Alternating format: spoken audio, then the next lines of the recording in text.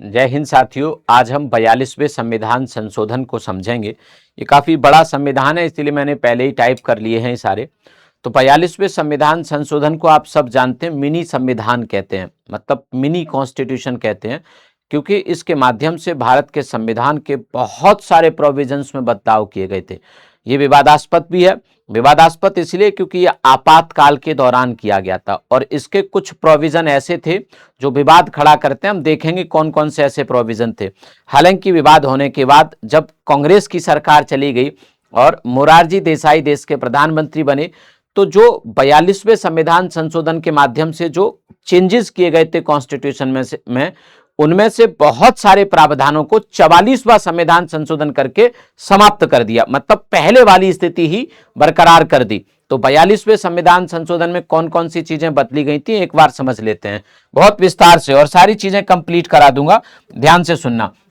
जैसे अगर मैं प्रस्तावना की बात करूं तो भारत के संविधान की प्रस्तावना में 42वें संविधान संशोधन से ही बदलाव किया गया था और इसके माध्यम से प्रस्तावना में समाजवादी अर्थात सोशलिस्ट शब्द ऐड कर दिया, पंथ निरपेक्ष अर्थात सेक्युलर शब्द ऐड कर दिया, अखंडता अर्थात इंटीग्रिटी ऐड कर दिया। तो ये 42वें संविधान संशोधन से प्रस्तावना में हुए बदलाव थे। आप लोग इस बात को समझिएगा। प्रस्तावना की बात हो चुकी। अब नागरिकों के लिए मौलिक कर्तव्य की बात करें कि 42वें संविधान संशोधन से भारत के संविधान में एक नया भाग 4A जोड़ा गया और 4A जोड़ के नया आर्टिकल 51A जोड़ दिया और फिर 10 नए मौलिक कर्तव्य जोड़े गए। 11वां तो बाद में जुड़ा है 86वें संविधान संशोधन के माध्यम से, तो 10 नए मौलिक कर्तव्य इसके माध्यम से जोड़े गए 1976 में, है ना। तो आप इसको याद रखेंगे। आगे शक्तियों का स्थानांतरण, हमारी जो संवर्ती सूची थी और जो राज्य सूची थी उसके विषयों में अदला बदली की गई, मतलब राज्य सूची से निकालकर 5 विषय संवर्ती सूची में डाल दिए गए थे। वो 5 विषय कौन से थे? 5 विषयों को राज्य सूची से हटाकर संवर्ती सूची में शामिल कर दिया गया। तो सबसे पहले शिक्षा थी जो कि राज्य सूची का विषय था, अब वो संवर्ती सूची का विषय। दूसरा वन था जो पहले राज्य सूची का विषय था, अब ये संवर्ती सूची का विषय। वन्य जीवों और पक्षियों का संरक्षण पहले राज्य सूची का था, अब संवर्ती सूची का विषय है। आप इस बात को याद रखेंगे। इसके साथ साथ आप सभी लोग देखेंगे कि नाप तौल मतलब वेट एंड मेजर्स, ये पहले राज्य सूची का विषय था, अब संवर्ती सूची का विषय। न्याय प्रशासन, है ना, न्याय प्रशासन, है ना, सर्वोच्च और उच्च न्यायालयों को छोड़कर अन्य सभी का संगठन।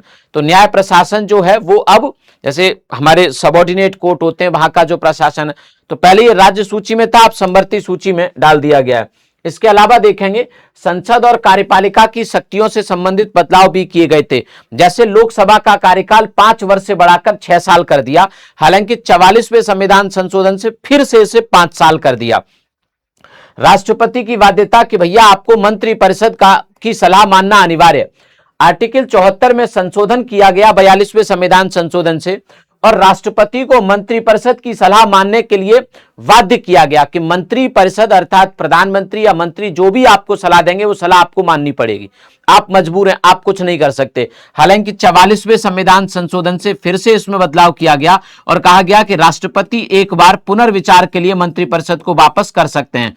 तो अब एक बार का मौका है जो कि पहले था, है ना। 42वें से इसे खत्म कर दिया लेकिन फिर से इसे इन्हें मिल गया। संसदीय सर्वोच्चता, आर्टिकल 368 में संशोधन कर प्रावधान किया गया कि संसद द्वारा किए गए संविधान संशोधन को किसी भी न्यायालय में चुनौती नहीं दी जा सकती, हालांकि वापस लिया गया।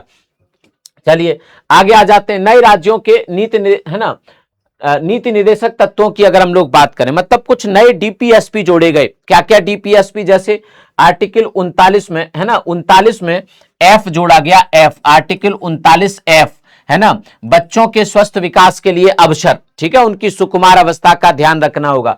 आर्टिकल 39A समान न्याय और गरीबों को मुफ्त कानूनी सहायता। आर्टिकल 43A उद्योगों के प्रबंधन में श्रमिकों की भागीदारी।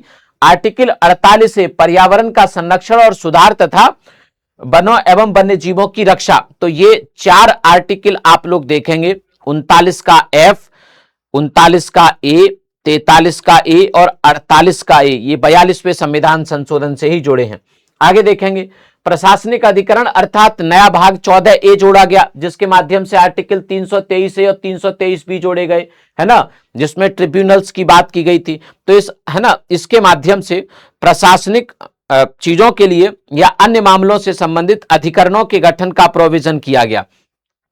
जनसंख्या नियंत्रण की बात करें तो संवर्ती सूची में जनसंख्या नियंत्रण और परिवार नियोजन को जोड़ा गया, एक नया जोड़ दिया, जनसंख्या, है ना, नियंत्रण और परिवार नियोजन, ये एक नया विषय जोड़ दिया, है ना। ये एंट्री संख्या 20A में डाला गया, है ना। कई बार कंफ्यूज हो जाते हैं कि सर ये वाला विषय तो शायद राज्य सूची से आया है, नहीं, ये अलग से जोड़ा गया संवर्ती सूची में 20A डाल के।